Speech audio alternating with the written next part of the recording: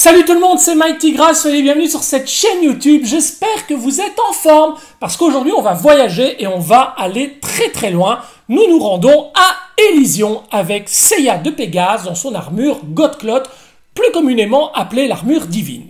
Cette figurine dans sa version japonaise provient de la boutique Luna Park que je vous invite réellement à consulter si vous êtes friand des versions japonaises. Il y a plein d'autres choses également sur ce site, mais franchement, merci à eux pour la rapidité d'envoi de cette figurine. Je n'ai jamais aucun souci quant aux réceptions. Je vous mets le lien sous la vidéo. Allez-y pour la version japonaise si vous êtes intéressé.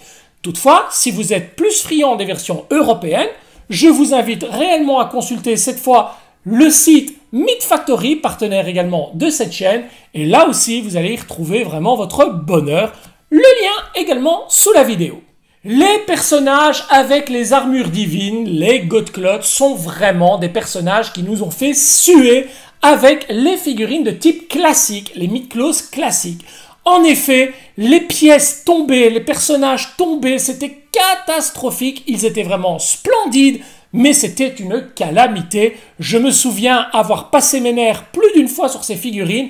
Et quand j'ai appris que les versions EX, en plus avec des corps métal, sortaient, je me suis dit, oh là là là là là là, on s'embarque où encore cette fois? Eh bien non les amis, a priori le corps EX métal devrait pouvoir solutionner tous les problèmes qu'on a eu avec les versions classiques. C'est tout ce qu'on va découvrir bien entendu dans cette vidéo. Et les amis, je pense qu'on va bien s'amuser également dans la séquence de posing en série parce que j'ai hâte de manipuler le Pégase Godcloth. On lance le générique, profitez-en pour préparer votre sac à dos. On part pour Elysion, c'est parti, générique.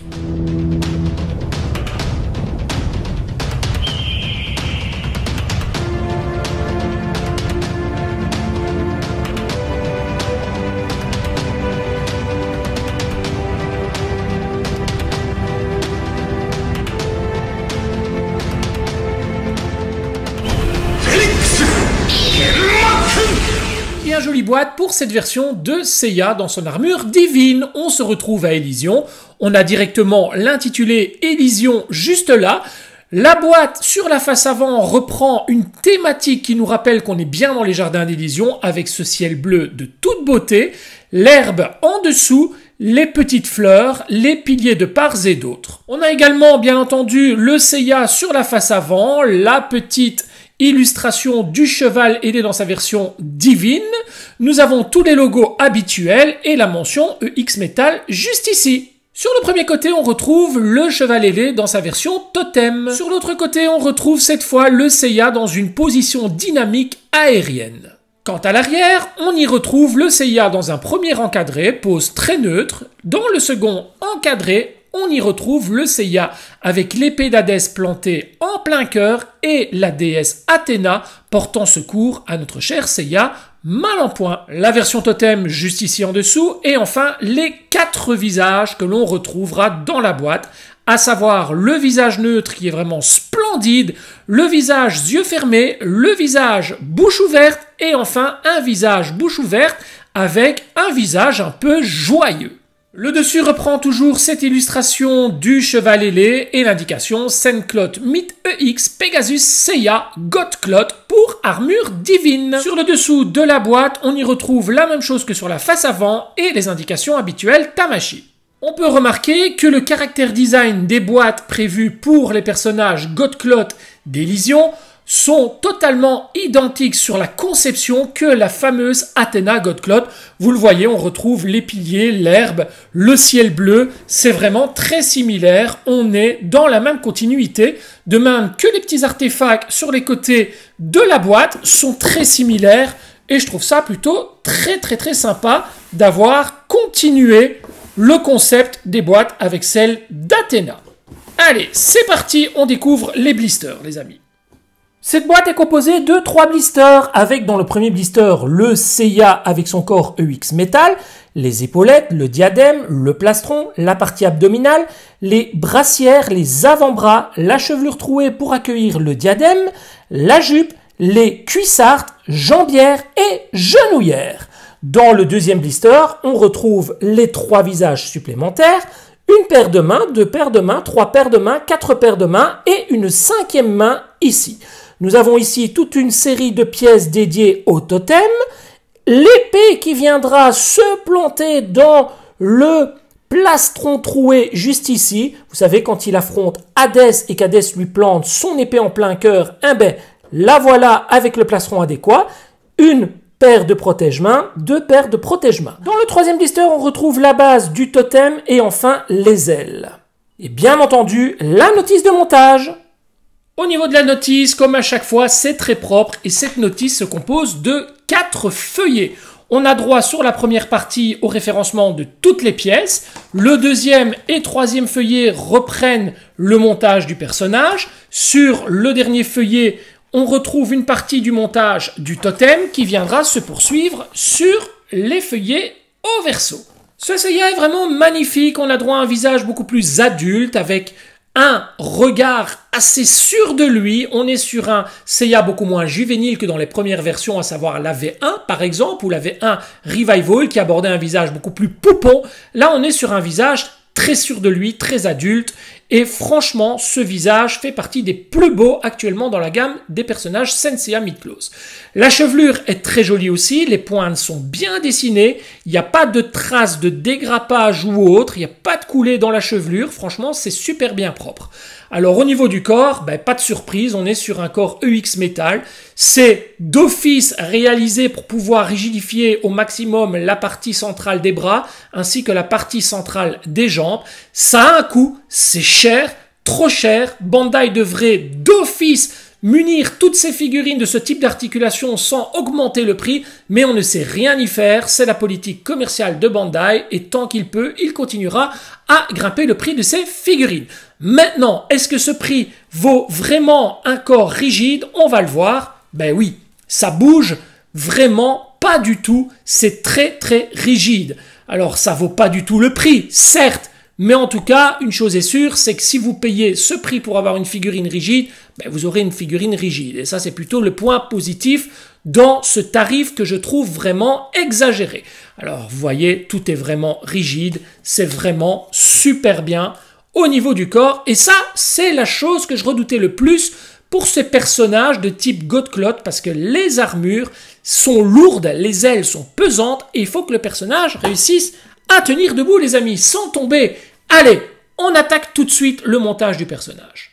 On commence tout de suite avec la première cuissarde, et celle-ci est en full métal, argenté, couleur très très simple, très jolie. Donc là, on ne risque pas de voir la couleur partir, ça c'est plutôt une bonne chose. Les ornements sur le devant sont d'une couleur dorée. J'espère vraiment, quand on va monter la figurine dans son intégralité, que ce doré ne ressortira pas vert, comme c'est le cas pour les Chevaliers d'Or EX Revival 2025 pour la plupart d'entre eux. Ici, j'espère vraiment que ce doré restera bien doré. On continue avec la jambière et pas de surprise, vous le savez, chez Bandai, ils aiment bien se compliquer les choses. Et cette pièce, donc cette partie de la jambe, est en 3 parties. On a la partie centrale avec les ornements en métal, tandis que la partie inférieure est en full plastique et la partie supérieure est en full plastique. Alors je comprends toujours pas pourquoi Bandai ne fait pas une seule pièce totalement moulée de cette jambière avec du full métal tout simplement. Ce serait quand même tellement plus facile et surtout beaucoup plus esthétique. Alors on va refermer avec le pied, mais tout d'abord vous voyez que sur le pied il y a un petit ornement doré aussi sur l'avant et l'intérieur et extérieur du pied est légèrement creusé, ce qui donne un look plutôt sympa à celui-ci. Ornement doré également sur la genouillère. Et on continue avec la seconde jambe.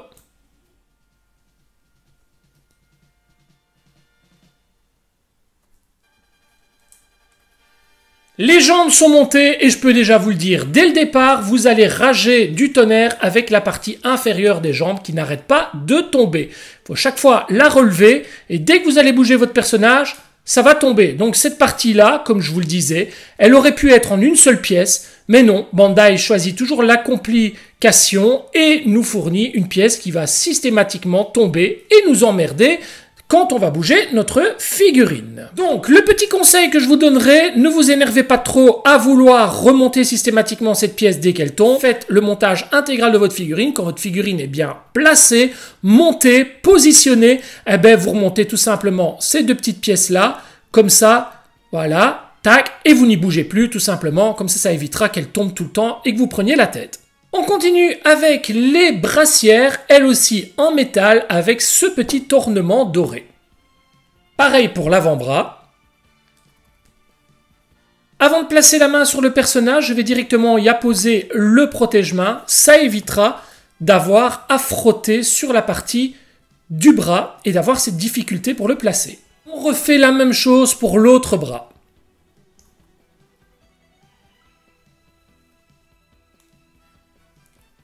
La partie abdominale en deux parties. On relève le corps du personnage et on vient la placer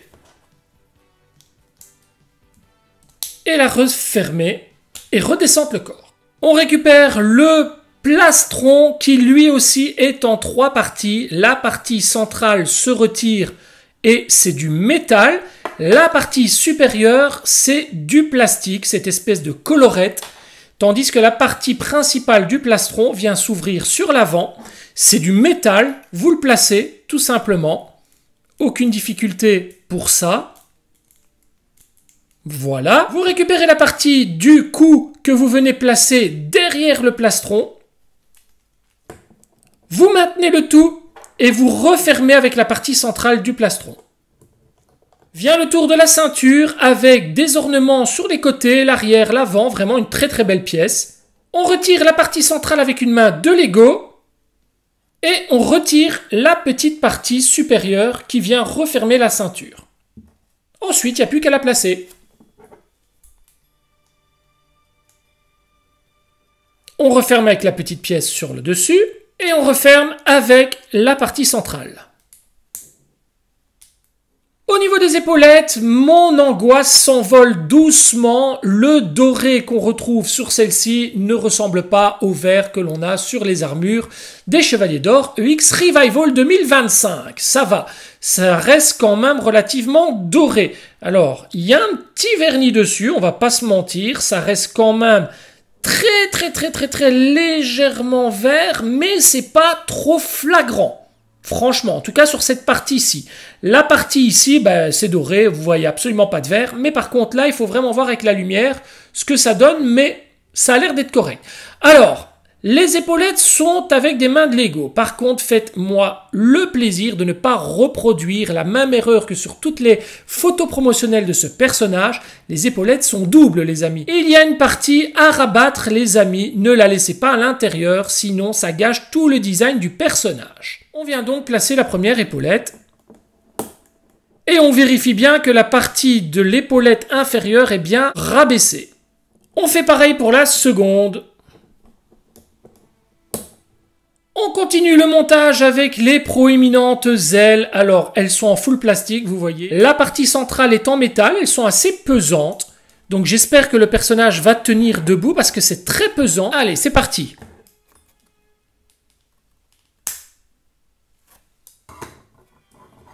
Ah, elles sont grandes les ailes, hein. Franchement, elles sont big. On va voir même si on ouvre les ailes. Ouais, ça tient debout. Il n'y a pas de souci. Je pense qu'on va bien s'éclater dans la séquence de posing en série. Alors, ce qu'il y a de bien aussi, c'est que ces ailes peuvent vous servir de point d'appui. En les positionnant sur le sol directement, ça vous donne l'impression d'avoir un point supplémentaire où le personnage peut se poser et donc le personnage ne tombera absolument pas.